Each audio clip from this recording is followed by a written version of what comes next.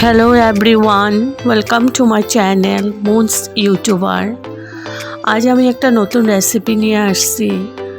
আজকে আমি বানাতে চলেছি শিম পাতুরি। তো তাহলে চলুন আমি কিভাবে বানাচ্ছি পুরোটাই তোমাদের সাথে শেয়ার করব। ভীষণ টেস্টি একটা রেসিপি। এখানে আমি শিম নিয়েছি আর ভালো করে কেটে নিয়েছি, একদম লম্বাই থাকবে, দুই দিক কেটে আর মাঝখানে এটা উঠিয়ে দিয়েছি। আর এখানে নিয়েছি কালো সর্ষে, সাদা সর্ষে, সাথে নিয়েছি কাঁচা লঙ্কা আর নিয়েছি নারকেল। এগুলো আমি ভালো করে পেস্ট করে নিয়েছি। আর একটা প্যান নিয়েছি। এখন আমি শিমগুলো ভেজে নেব। ভীষণই টেস্টি একটা রেসিপি, গরম ভাতের সাথে খেতে ভীষণই টেস্টি লাগে, একদম দুর্দান্ত লাগে। বন্ধুরা তোমরা একবার করে খেও। তো আমি শিমগুলো ভেজে নিচ্ছি।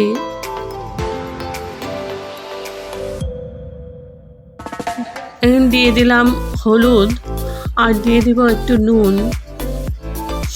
এবার আমি শিমগুলোকে একদম লো ফ্লেমে ভালো করে ভেজে নেব।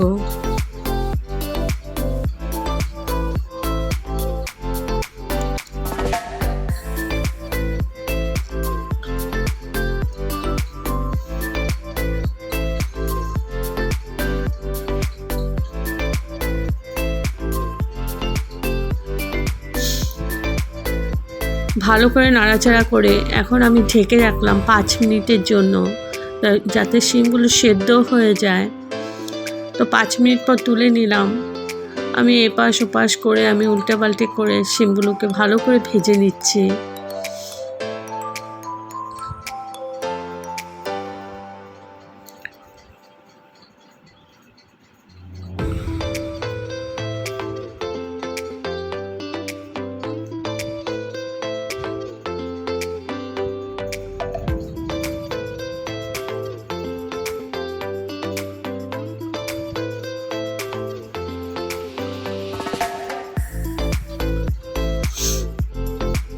তো ভালো করে ভেজে নিয়েছি, এখন আমি তুলে নেব।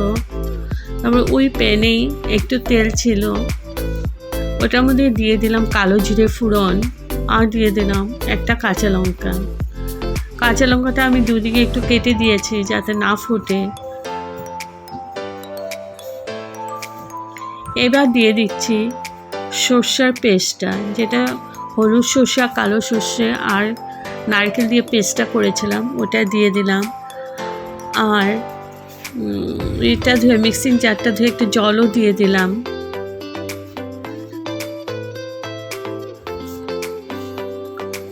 এখন আমি দিয়ে দিলাম হলুদ আর দিয়ে দিচ্ছি কাশ্মীরি মির্চ পাউডার। এবার ভালো করে মিশিয়ে নিচ্ছি।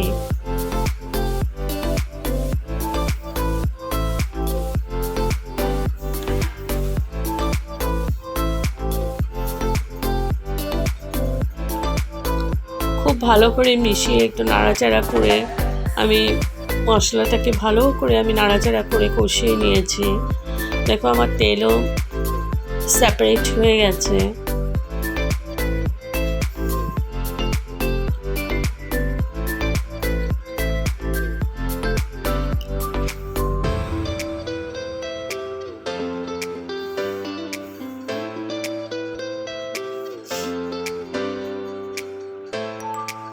এখন আমি দিয়ে দিলাম একটু গরম জল।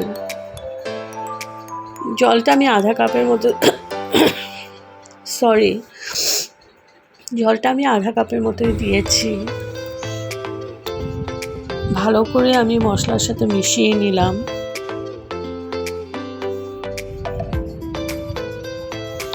এখন মিডিয়াম টু হাই ফ্লেমেই আছে।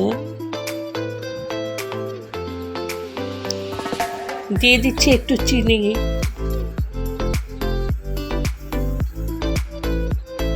আবার মিশিয়ে নিচ্ছি।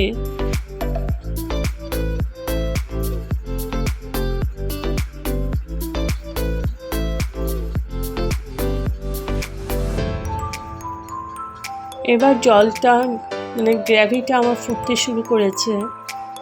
এখন আমি দিয়ে দেব ভেজে রাখা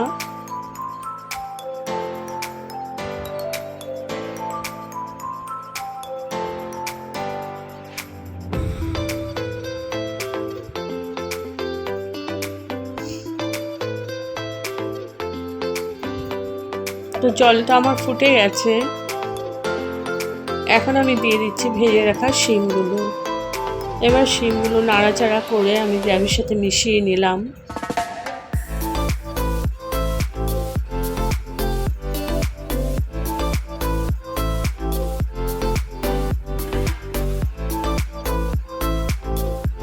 ভালো করে আমি কুক করে নিচ্ছি, হাই টু মিডিয়াম ফ্লেমেই আছে। দিয়ে দিচ্ছি একটু নুন, নুনটা একটু কম হয়ে গেছিল, ওই জন্য আবার একটু নুন দিয়ে দিলাম। এবার আমি ঢেকে 5 মিনিটের মতো কুক হতে দিলাম। 5 মিনিট পর তুলে নিলাম।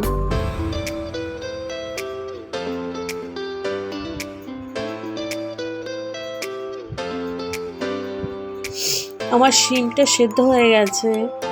এখন গ্রেভিটা একটু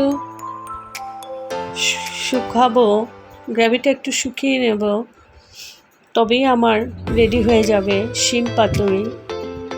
দেখো মিডিয়াম টু হাই ফ্লেমেই আছে। তো এখন আমি ধনেপাতা ছড়িয়ে দিলাম।